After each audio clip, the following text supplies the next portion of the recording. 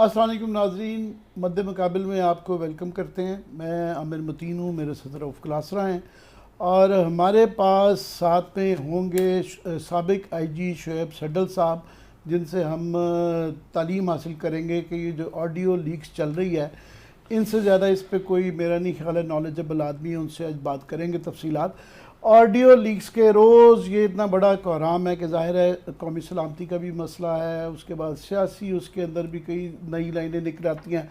आज prime minister Shahbaz शरीफ ने एक प्रेस कॉन्फ्रेंस की जिसमें उन्होंने कबूल कर लिया कि उन्होंने डिनाई नहीं किया उसके कंटेंट्स को।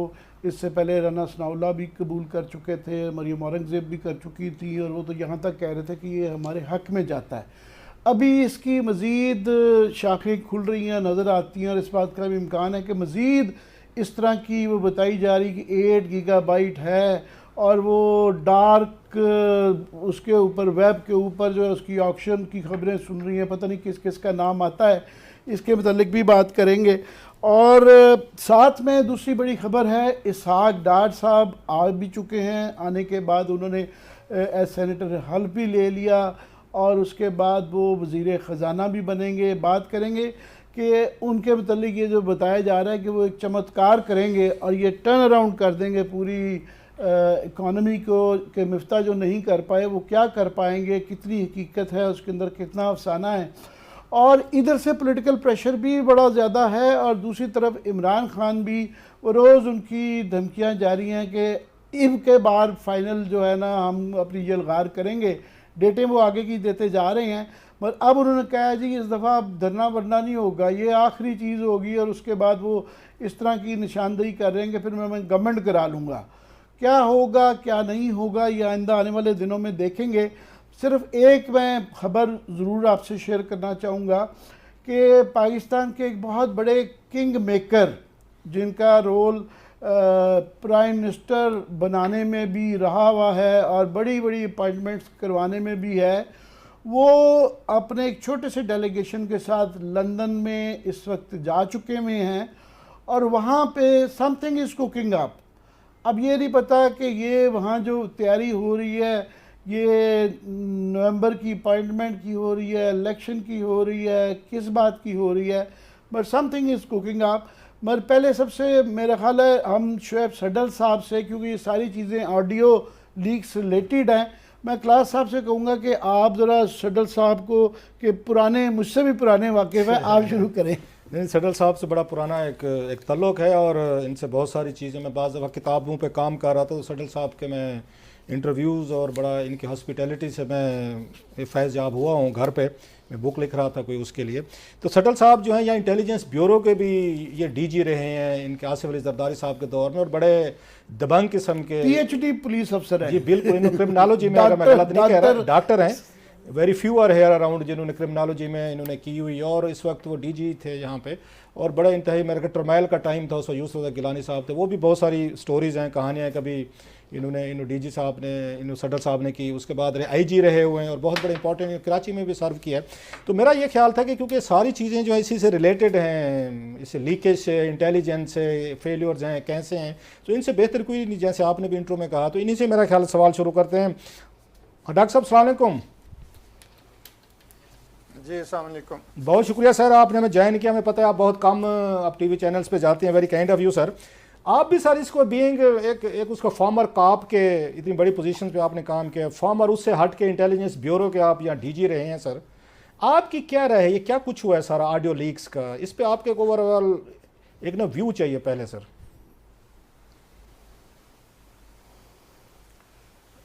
देखें क्लासरा साहब और आमिर मतीन साहब, आप ख़ुद इस फील्ड को बड़ी अच्छी तरह से समझते हैं। मैं सिर्फ इतनी गुजारिश करूंगा कि लीक अपनी जगह है और हमें इस लीक को एक अपॉर्चुनिटी की तौर पे देखना चाहिए और आइंदा के लिए जो की ज़रूरत उन पे तवज्जो देनी चाहिए। बाकी जहाँ तक देखें आजकल की जो टेक्नोलॉजी है नहीं है और हुआ है ये, लेकिन बहरहाल ये तो जो भी इंक्वायरी कमेटी बनेगी और वो फिर कंक्लूड करेगी कि एक्चुअली क्या हुआ है। बट मैं ये ज़रूर गुजारिश करूँगा कि इस वक्त की जो टेक्नोलॉजी है उससे ये एन पॉसिबिलिटी है कि रिमोटली आपका जो सेल फ़ोन है उसको इन्फेक्ट कर लिया जाए।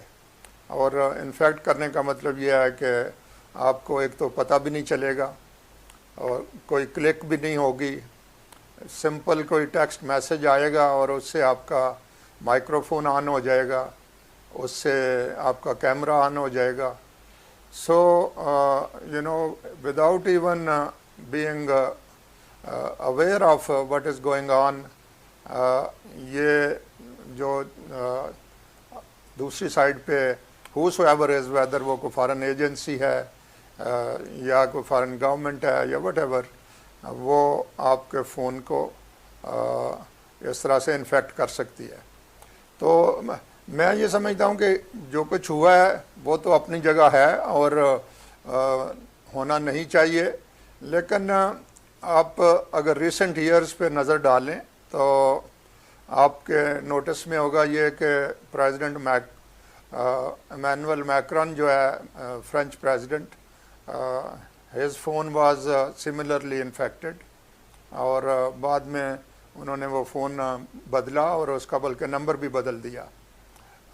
इसी तरह जो है स्पेनिश प्राइम मिनिस्टर, उसके साथ भी ये हुआ। जो स्टाफर्स थे इसके बोरिस जॉनसन के, उनके साथ भी हुआ। डिप्लोमेट्स थे यूएस के, मर्केल के साथ भी हुआ। 9-10 के करीब जो युगंडा में काम कर रहे थे उस इशू पे, उनके साथ भी हुआ। सो ये लेकिन अब इसमें इशू क्या है कि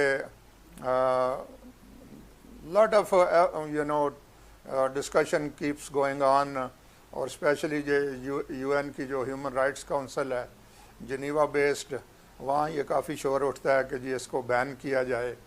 लेकिन जो एक रीज़नेबल सलूशन इसका लोगों को नज़र आता है, क्योंकि ये अब ट्रेड ऑफ आपने रखना है कि एक तरफ ये इशू है प्राइवेसी का, इशू है ह्यूमन राइट्स का, और दूसरी तरफ इशू है नेशनल सिक्योरिटी का।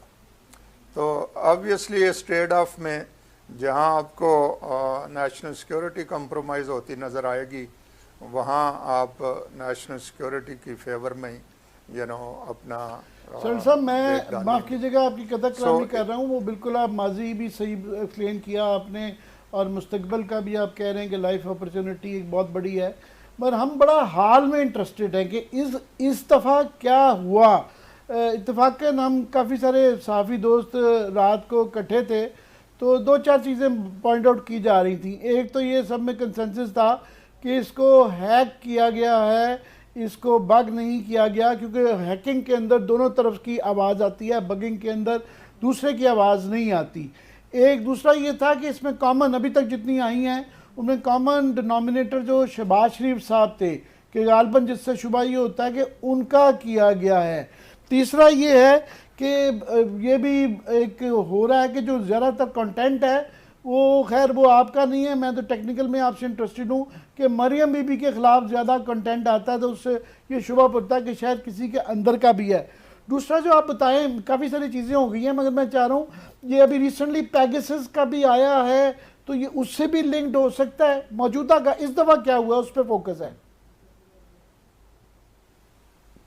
जी, मैं जो बात कर रहा था वो पेगासस रिलेटेड ही थी, और जो ये NSO ग्रुप है इज़राइल बेस्ड, उन्होंने ये सॉफ्टवेयर जो है पेगासस वो लॉन्च किया हुआ है।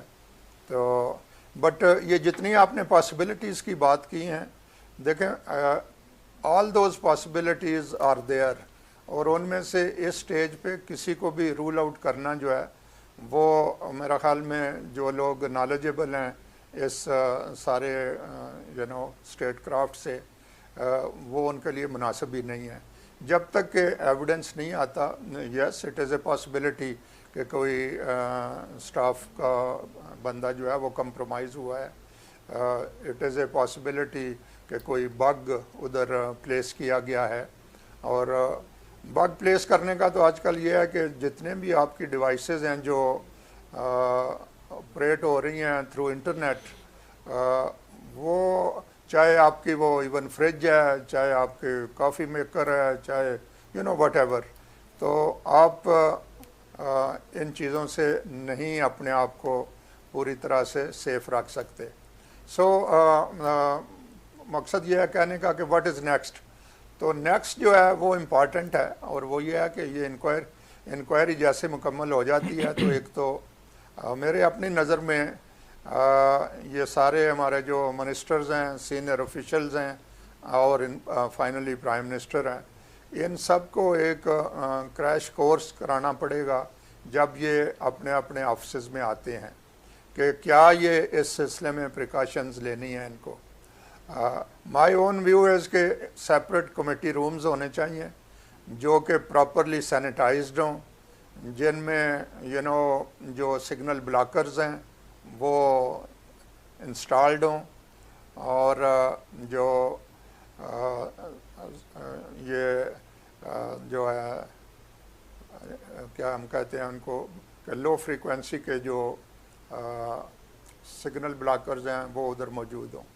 और दूसरा ये है कि नो यू नो ये सेट जो है हैंड सेट और वट एवर, ये उस कमरे में होना चाहिए।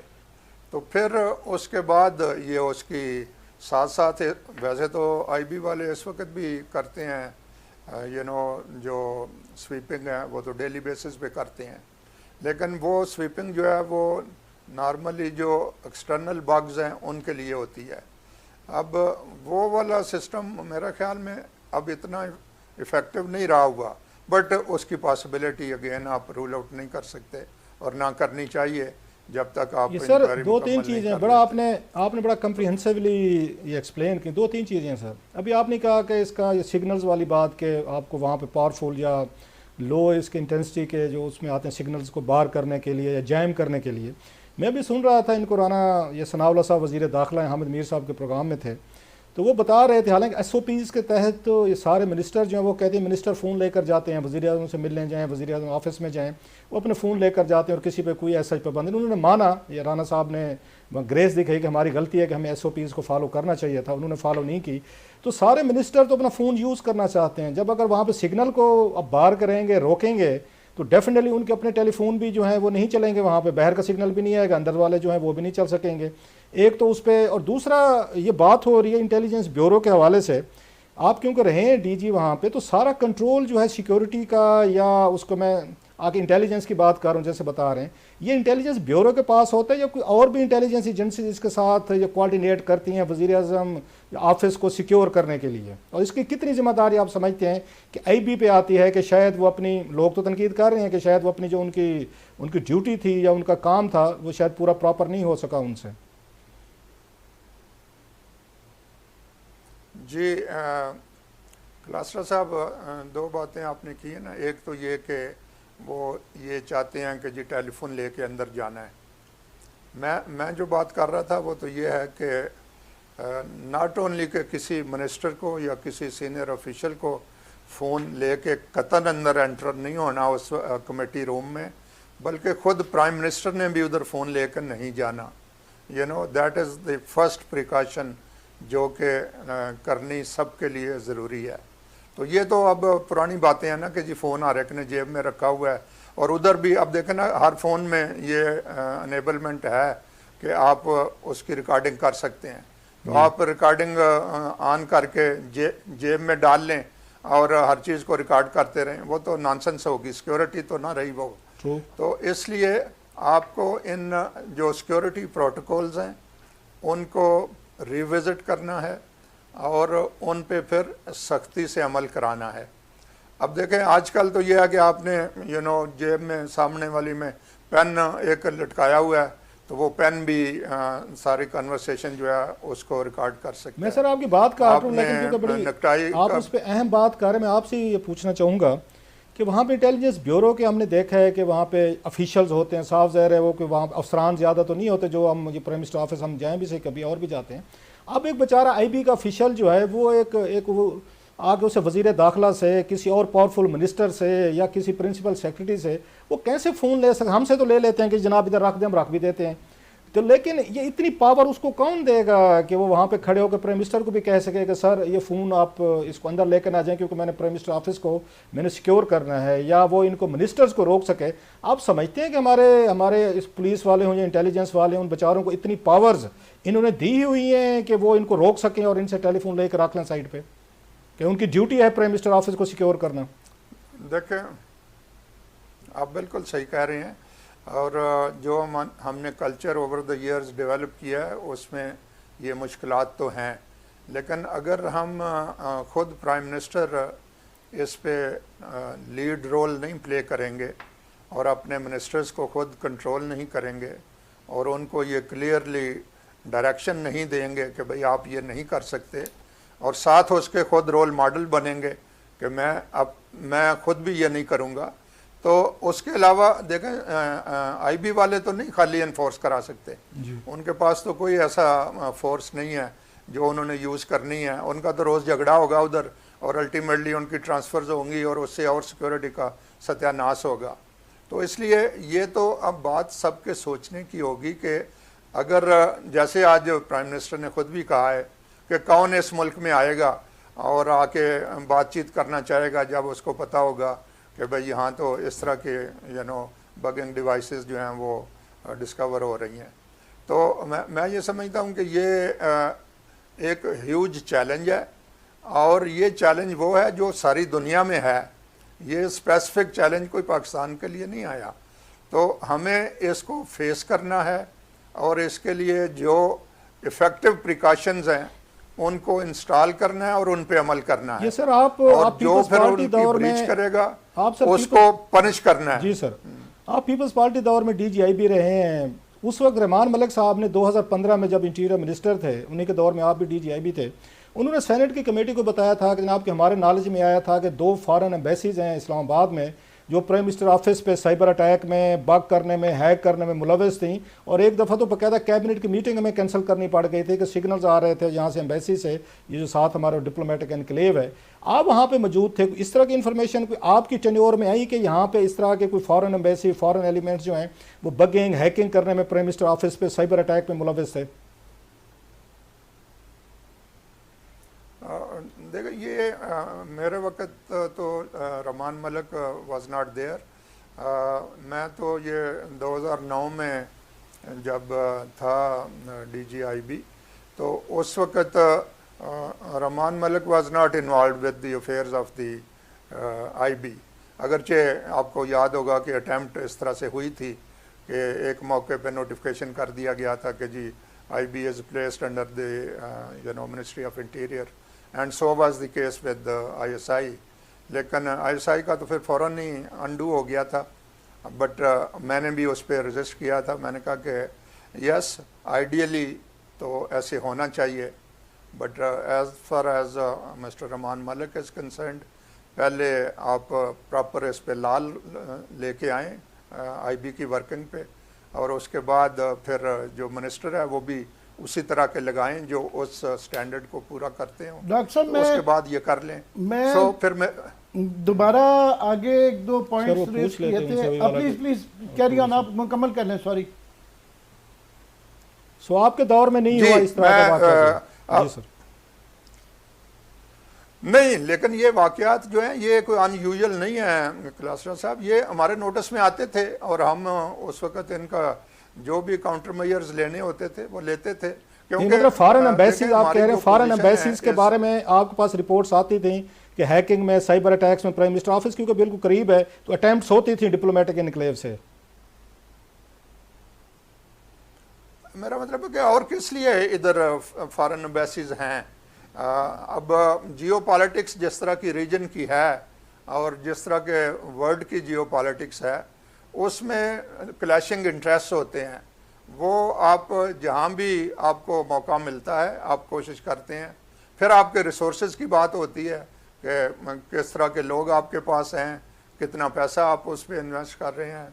बाज़ एम्बेसीज तो मतलब है उनमें नए ब्लॉक्स ऐड हुए थे सिर्फ इस पर्पज़ के लिए कि भाई वहाँ ये बग डिवाइसेस और बाकी चीज़ें जो है इनको वो इंस्टॉल कर रहे थे। इसकी और कोशिश की जाती है कि जहाँ तक मुमकिन हो। बिल्कुल, वो ये जब इसका इस्लामाबाद का नक्शा बनाया गया था उस वक्त किसी ने गौर नहीं किया कि तमाम स्ट्रेटिजिक इदारे जो हैं डिप्लोमेटिक एनक्लेव के बिल्कुल साथ ही उन्होंने प्लेस कर दिए।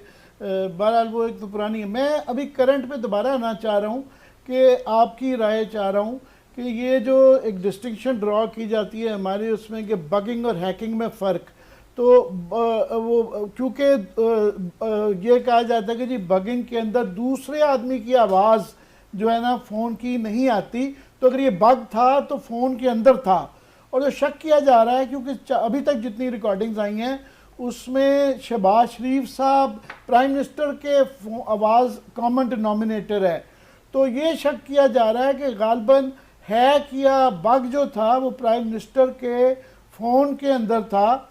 और आपने आगे पेगासस की बात की, आपको याद होगा, मुझे ज़्यादा पता होगा कि जब पेगासस की लिस्ट आई थी और वहाँ पे इंडिया की गवर्नमेंट ने वो ऑर्डर किया था कि अपनी अपोजिशन और अपने मुखालफों को वो करवाने में, और उसके अंदर एक पाकिस्तानियों की भी लिस्ट आई थी जिसमें इमरान खान का एक नंबर भी था।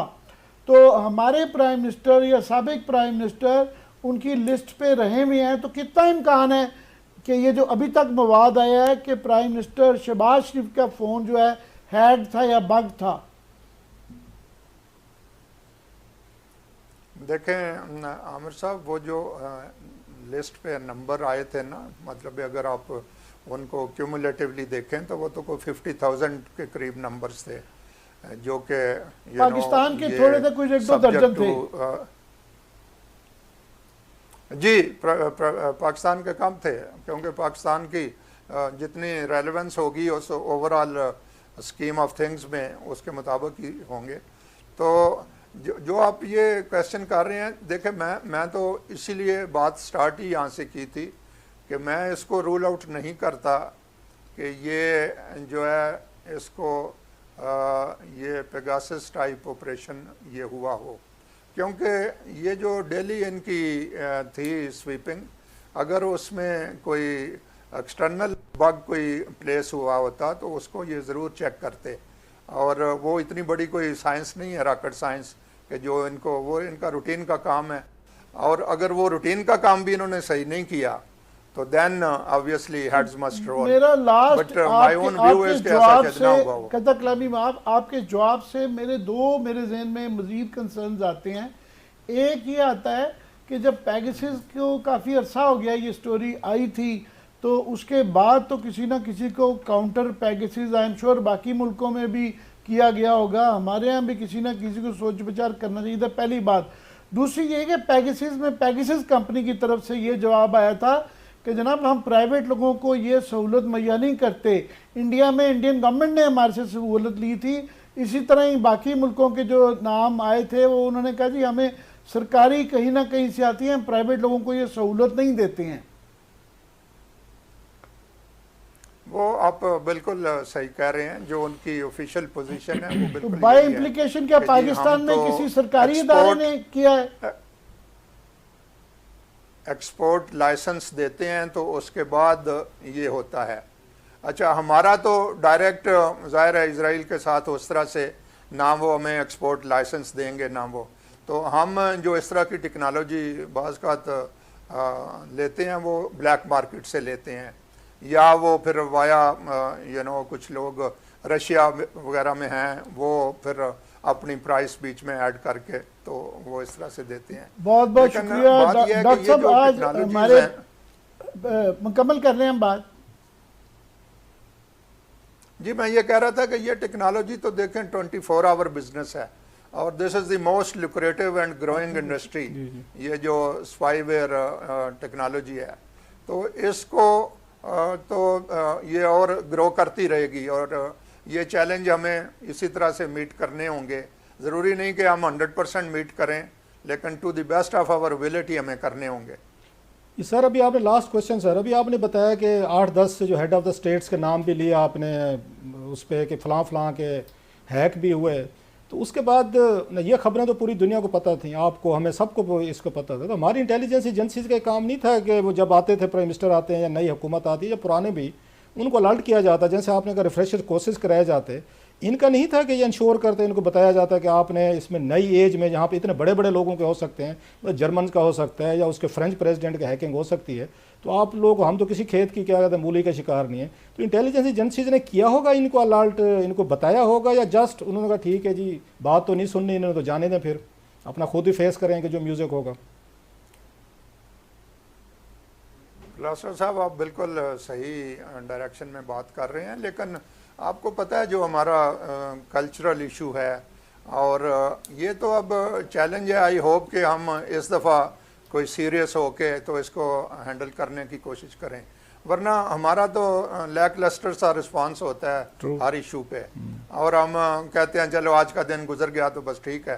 तो बट आई फील के ये वेकअप कॉल है और लोगों को इस पे रिस्पॉन्ड करना होगा, वरना क्राइसिस इससे बड़ा भी को आएगा फिर। बहुत बहुत शुक्रिया डॉक्टर साहब, आपने हमें भी एजुकेट किया, नाजरीन को किया। स्टे विद अस, हम एक ब्रेक लेंगे, उसके बाद दोबारा आते हैं।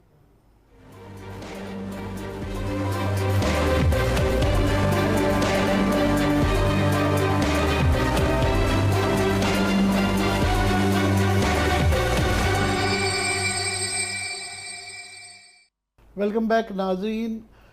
हम बात कर रहे थे आगे पाकिस्तान की सियासी सूरत हाल की, और मैंने एक ख़बर शेयर की थी कि हमारी ये इतला है कि एक शख्स जो कि बहुत ज़्यादा पावर गेम्स के अंदर जिनका बहुत ज़्यादा इन्फ्लुएंस है, पहले भी यहाँ के में कर रहे हैं, वो लंदन में गए हैं, और लंदन में इसहाक डार साहब तो आ गए हैं, मगर काफ़ी गुफ्तगू शनीर जारी है। अब देखना ये है कि ये काफ़ी अरसे से जारी जो ये क्राइसिस है, क्या इसकी एंड गेम अब होगी या ये फिर अगले साल इलेक्शन तक जाएगी बात।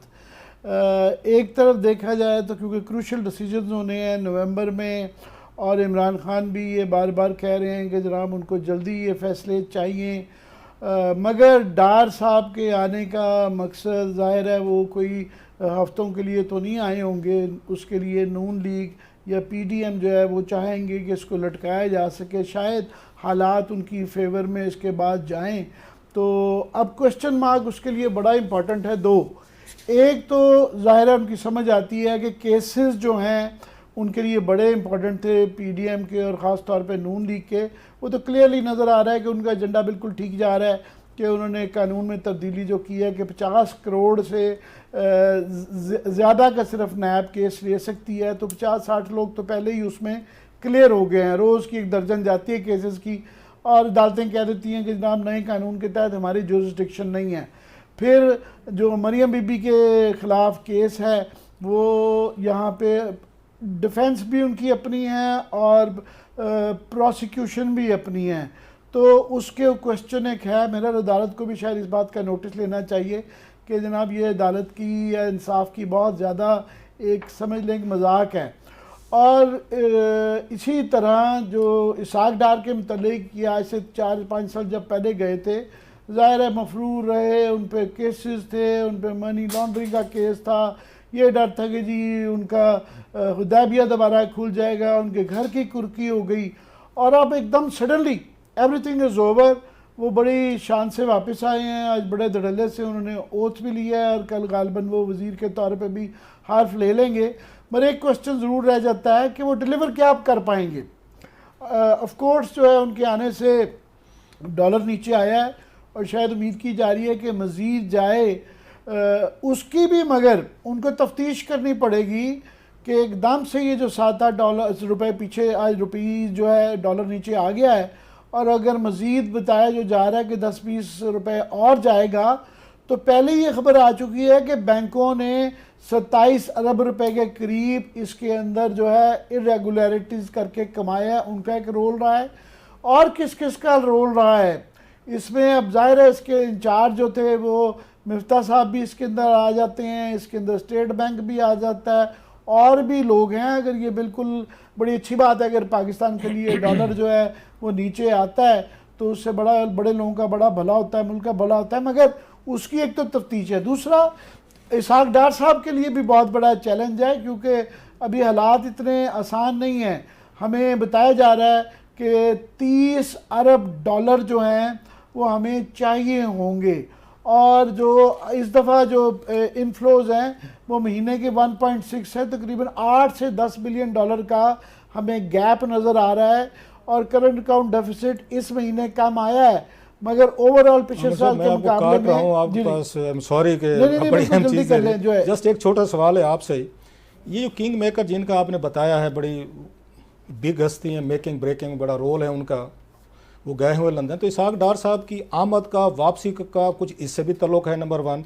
दूसरा, वो नवाज शरीफ साहब की वापसी का रास्ता साफ करने तो नहीं गए, क्योंकि अगेन मैं अंदाज़ा कर सकता हूँ कि इनकी बात कर रहे हैं बड़े आदमी, तो ज़रा ये मेरा ख्याल है हमारे व्यूअर ज़रा इंटरेस्टेड उनको खबर तो है आपके पास साहब। ये अब बाकी चीज़ जो है ना इन दी रियल्म ऑफ स्पेकुलेशन है, मगर अब ये फिर ज़ाहिर इम्पॉर्टेंट आ जाता है कि इसहाक डार साहब का जो आना, और इतनी आसानी से आना, और ज़ाहिर है प्राइम मिनिस्टर के जहाज़ में आए हैं तो लोग उस पर भी उंगलियां उठा रही हैं, हालांकि वो प्राइम मिनिस्टर के जहाज़ पे, एयरफोर्स का जो होता है जहाज़, वो प्राइम मिनिस्टर की डिस्क्रिप्शन पे होता है, मगर उनका ये आना, और फिर आने का मतलब ये है कि लंबे अरसे के लिए रहना, तो कुछ गिव एंड टेक तो होगा ना। अब ये बड़े क्वेश्चंस हैं कि क्या गिविंग होगी, क्या टेकिंग होगी। ये भी कल को उनकी भी बातें चल रही हैं कि वो भी आ सकते हैं, और उसके लिए फिर ज़्यादा इम्पोर्टेंट क्वेश्चन है कि वो जो अंग्रेजी में कहते हैं क्विड प्रो को, कि इन रिटर्न क्या दिया जाएगा।